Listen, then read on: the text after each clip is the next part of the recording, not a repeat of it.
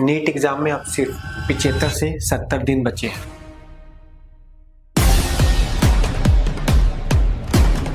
But अभी भी बहुत सारे बच्चे ऐसे हैं जो कि डरे हुए हैं। उनके दिल से ऐसी आवाज आ रही है कि यार थोड़ा सा लेट हो गया, लेकिन फॉर्म सबने भर दिया है। आज की ये वीडियो उन बच्चों के लिए है जो 0 लेवल पर है, या जिनके अभी 200 से 300 मार्क्स आ रहे हैं, या फिर वो बच्चे जो 300 से 600 मार्क्स पर जाना चाहते हैं। मैं ये नहीं बोलूंगा कि 0 से 700 प्लस मार्क्स आ जाएंगे, बट हाँ, आप लोग 0 से इस प्रॉपर स्ट्रेटेजी को फॉलो करते हुए 500 प्लस मार्क्स जरूर हासिल कर सकते हो। अब सिलेक्शन सिर्फ हार्ड वर्क से नहीं होगा, smart work plus mental health, इन्हीं दोनों चीजों से अब आपका सिलेक्शन होगा। सबसे पहले ये पूछना बंद करो कि मेरा सिलेक्शन होगा या नहीं होगा। अगर यही डाउट है तो एग्जाम देने मत जाना, क्योंकि सिलेक्शन पहले दिमाग में होता है, उसके बाद में ओएमआर शीट पे होता है। ये सिर्फ एक नॉलेज का गेम नहीं है, ये एक मेंटल टेस्ट है। 3 घंटे में प्रेशर कैसे हैंडल करते हो, टेंशन को आप कैसे हैंडल करते हो एग्जाम के टाइम में। काफी सारे बच्चे ऐसे हैं जो 2 साल से तैयारी कर रहे हैं और मॉक टेस्ट में उनके 600 प्लस मार्क्स आ रहे हैं, बट टेंशन के चलते, स्ट्रेस के चलते एग्जाम में वो अच्छा परफॉर्म ही नहीं कर पाते, जिसके चलते उनके मार्क्स 600 छोड़ो, उनके मार्क्स 200 भी नहीं आ पाते। तो इस चीज को समझो, इससे बुरी चीज कुछ भी नहीं है। अब बात करते हैं 2 तरीके के स्टूडेंट्स की। पहले हैं 0 लेवल या 200 से 300 मार्क्स वाले। चलिए सबसे पहले इनके बारे में बात करते हैं। अब आपका जो पहला टारगेट है वो 650 या 700 मार्क्स नहीं है। आपका टारगेट रहेगा कि मेरे 500 प्लस मार्क्स आ जाए। 500 प्लस मार्क्स में भी आप लोगों को बहुत सारे ऐसे अच्छे कॉलेजेस हैं जो आप लोगों को मिल सकते हैं। कम से कम बीडीएस या फिर अच्छे खासे प्राइवेट मेडिकल जो कॉलेजेस है वो आपके लिए ओपन हो जाते हैं।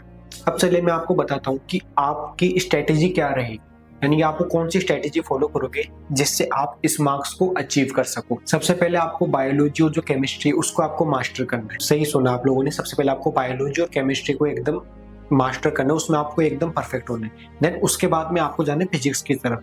फिजिक्स जो है वो सिर्फ एक सर्वाइवल है, यानी कि फिजिक्स को आपको याद करना है, फिजिक्स को आपको पूरा तरीके से देखना है, उसको अच्छे से रीड करना है, पढ़ना है, बट आपका जो मेन फोकस रहेगा वो आपका बायोलॉजी और केमिस्ट्री पर रहेगा। क्योंकि 70 दिनों में जो आपकी फिजिक्स है वो आपकी 0 से मास्टर नहीं होगी, बट बायोलॉजी और केमिस्ट्री ऐसा है जो आपको 0 से उठा के टॉप रैंक में लेके जा सकती है। अब आपका स्टडी प्लान क्या रहेगा, डे बाय डे आपका स्टडी प्लान क्या रहेगा, चलिए वो मैं आपको दिन में 10 से 12 घंटे पढ़ना है। आप 15 घंटे का झूठा प्लान मत बनाओ कि भाई मैं दिन में 15 घंटे पढ़ूंगा, बट आप उस चीज को एग्जीक्यूट नहीं कर पाते हो। तो आप इस चीज का झूठा प्लान मत बनाओ।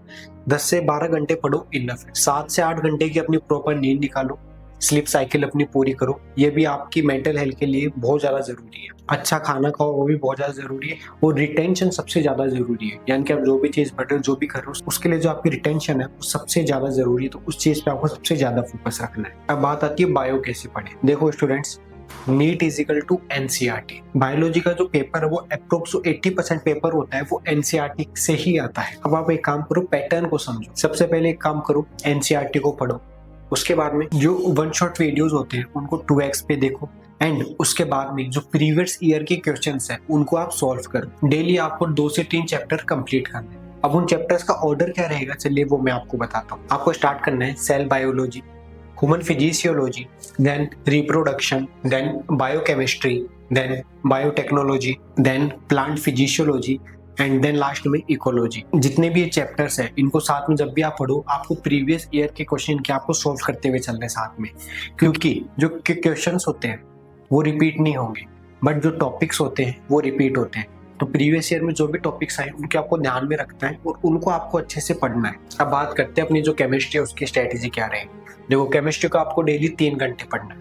अब वो 3 घंटे पढ़ने आपका ऑर्डर क्या रहेगा मैं आपको बताता हूँ। सबसे पहले आपको मोल कॉन्सेप्ट को पढ़ना है, देन आपको थर्मोडायनेमिक, देन आपको इक्विलिब्रियम, देन आपको electrochemistry and GOC, hydrocarbon, biomolecules, P block, and last में आप लोगों को कोऑर्डिनेशन कंपाउंड पढ़ना है। Physical plus organic plus inorganic, इन तीनों चीजों को मिक्स करके पढ़ो। इन तीनों चीजों को आपको साथ लेके चलना है, तभी आपकी केमिस्ट्री प्रॉपर तरीके से स्ट्रांग हो पाएगी। अब बात करते हैं फिजिक्स की स्ट्रेटेजी की। फिजिक्स की क्या स्ट्रेटेजी रहेगी। जो फिजिक्स है उसको आप लोग थोड़ा सा स्मार्ट तरीके से पढ़ो। जो वेटेज वाले टॉपिक्स हैं जिनसे ज्यादा क्वेश्चंस बन सकते हैं, जिनके चांसेस हैं, उन टॉपिक्स को आप पहले कवर करो, जैसे कि modern physics, ray optics, current electricity, semiconductor, units and dimensions, law of motion, work energy power and SHM। कम से कम आपको जो प्रीवियस ईयर के क्वेश्चंस है वो आपको जरूर सॉल्व करने हैं। अब चलिए बात करते हैं मॉक टेस्ट रूल की। हर संडे आपको 3 घंटे एक प्रॉपर फुल मॉक टेस्ट देना है, जो कि आपका OMR मार्कशीट पर ही होगा। मॉक टेस्ट के बाद में आपको एनालाइज करना है कहाँ आपने जल्दबाजी करी, कौन से वो स्टेप्स थे जहां आपने जल्दबाजी करी है, कौन से वो क्वेश्चंस थे जिनको आपने प्रॉपर तरीके से रीड नहीं किया, जिसकी वजह से आपका जो क्वेश्चंस है, आपका जो आंसर है वो गलत हुआ है। एंड हाँ, कौन सा वो टॉपिक है जो आप उस समय भूल गए थे, यानी कि आपने वो चीज पढ़ी तो थी बट उस समय आपके वो चीज दिमाग से निकल गई थी। इन सब चीजों को आप अपनी एक प्रॉपर कॉपी में नोट करो। देन सबसे पहले आपको इन्हीं चीजों को रिवाइज करना है, इन्हीं चीजों को आपको अच्छे से पढ़ना है। जब तक आपकी ये चीज स्ट्रॉन्ग नहीं हो जा रही, तब तक आपको नए टॉपिक की तरफ नहीं जाना है। इन चीजों को पढ़ो, स्ट्रॉन्ग करो, फिर वापिस से मॉक टेस्ट दो। देन आपको एनालाइज लगेगा कि आपने जो प्रीवियस वाला मॉक टेस्ट दिया था एंड देन आपने जो नया वाला मॉक टेस्ट दिया उसमें क्या डिफरेंस है।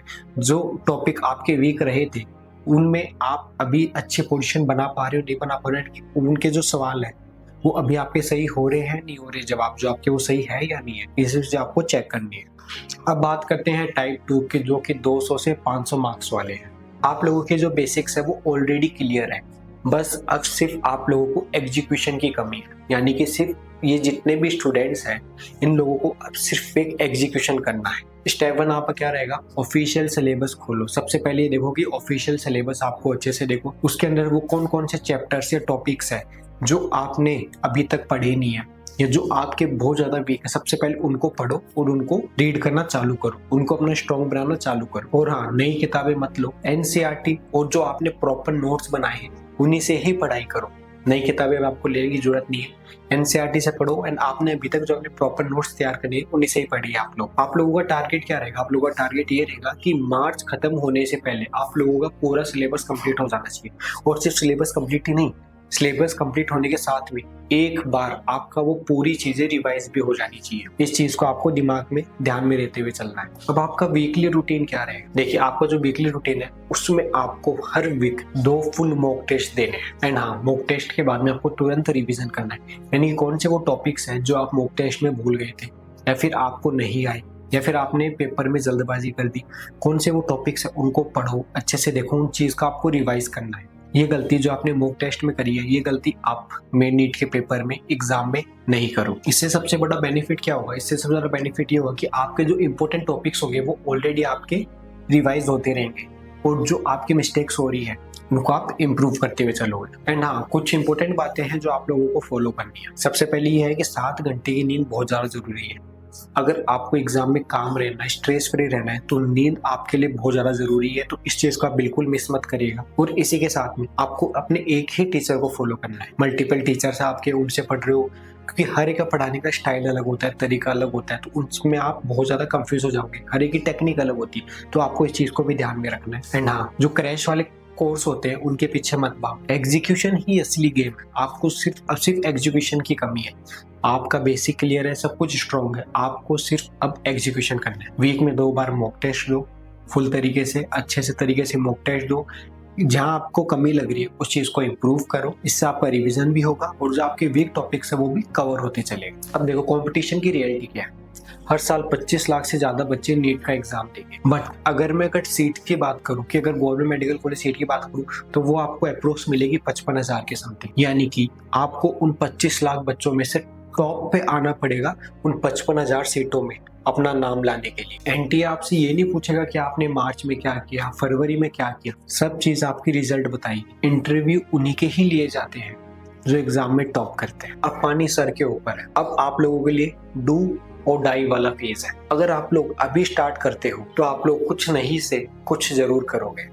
मैं झूठ नहीं बोलूंगा, लेकिन 0 से एम्स 70 दिन में नहीं होता, बट हाँ, इन 70 दिनों में आपको एक अच्छी डिग्री जरूर मिल सकती है। हाँ, तो जल्दी से अब एक काम करो, कमेंट में लिखो कि हाँ, मेरा सिलेक्शन पहले मेरे माइंड में हो चुका है। अब आप लोगों को सिर्फ एग्जीक्यूशन जिताएगा। All the best. Thank you for watching my video.